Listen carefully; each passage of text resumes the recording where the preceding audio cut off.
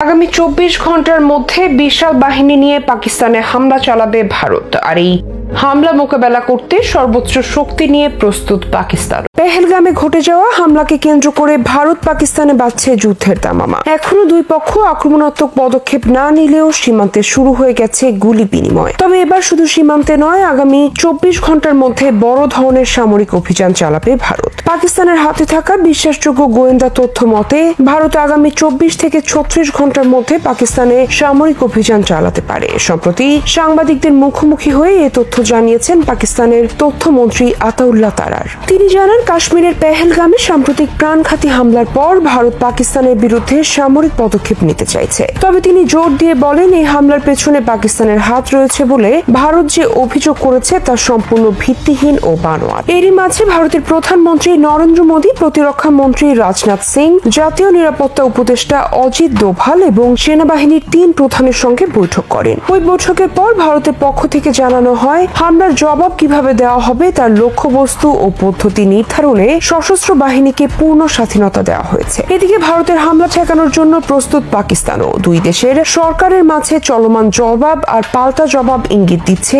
বড় ধরনের সংঘর্ষে। পাকিস্তান আবারও স্মরণ করিয়ে দিয়েছে, অস্তিত্বের উপর সরাসরি হুমকি এলে পারমাণবিক অস্ত্র ব্যবহারের কথাও ভাবা হবে। এই বক্তব্য কেবল রাজনৈতিক নয়, কৌশলগত বার্তাও বহন করে, যা সংকটকে আরো সংবেদনশীল করে তোলে। চীন, যুক্তরাষ্ট্র, যুক্তরাজ্য, সৌদি আরব সহ একাধিক দেশ শান্তির পক্ষে আহ্বান জানিয়েছে। তবে অতীতে যেমন দেখা গেছে, সংকট নিরসনে আন্তর্জাতিক মধ্যস্থতা তখনই কার্যকর হয় যখন উভয় দেশ তাতে সম্মত হয়। বর্তমানে ভারত ও পাকিস্তান উভয়ই নিজেদের অবস্থানে এবং আলোচনার ক্ষেত্র অনেকটাই সংকীর্ণ হয়ে এসেছে। এমআইটি পারমাণবিক কৌশল ও আন্তর্জাতিক সম্পর্ক বিষয়ক অধ্যাপক বিপিন নারাং বলেন, ভারতীয় রাজনীতিতে এখন প্রতিরোধের মনোভাব খুবই শক্তিশালী। পুলওয়ামা পরবর্তী বালাকোট স্ট্রাইক জনসমর্থন পেয়েছিল। এবারও সরকার হয়তো জনমতকে কাজে লাগিয়ে কড়া পদক্ষেপ নিতে চাইবে। এমন অবস্থায় উভয় দেশের গণমাধ্যম এক ধরনের যুদ্ধ প্রচারণা চালাচ্ছে। ভারত 16টি পাকিস্তানি ইউটিউব চ্যানেল বন্ধ করেছে, যাদের বিরুদ্ধে উস্কানিমূলক বক্তব্যের অভিযোগ আনা হয়েছে।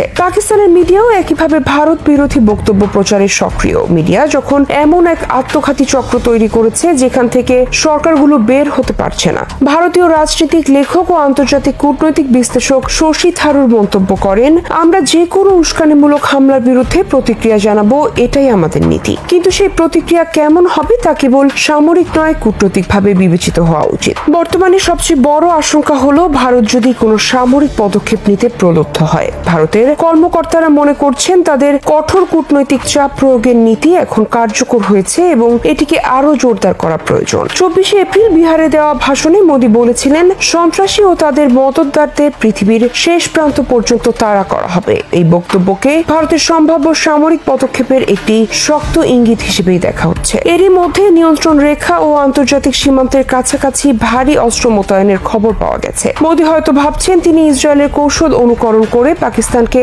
শাস্তি দিতে পারবেন, কিন্তু ভারত যদি কোনো সামরিক হামলা চালায় তাহলে পাকিস্তান শক্ত প্রতিরোধ দেখাবে, যার ফলাফল হতে পারে অনিশ্চিত ও অপ্রত্যাশিত এবং এর বড় মূল্য দিতে হতে পারে ভারতকে। এতে উত্তেজনা আরো বাড়বে ও পূর্ণাঙ্গ সংকট তৈরি হতে পারে, যার মাত্রা হয়তো 2019 সালের সংকটের চেয়েও ভয়াবহ হবে। বিশ্লেষকরা মনে করছেন, দক্ষিণ এশিয়ার এই দুই পরমাণু শক্তিধর দেশের মধ্যে যে কোনো সামরিক সংঘর্ষ গোটা অঞ্চলে ভয়াবহ অস্থিতিশীলতার জন্ম দিতে পারে। ফলে আন্তর্জাতিক মহলেও পরিস্থিতি গভীর উদ্বেগের সঙ্গে পর্যবেক্ষণ করা হচ্ছে।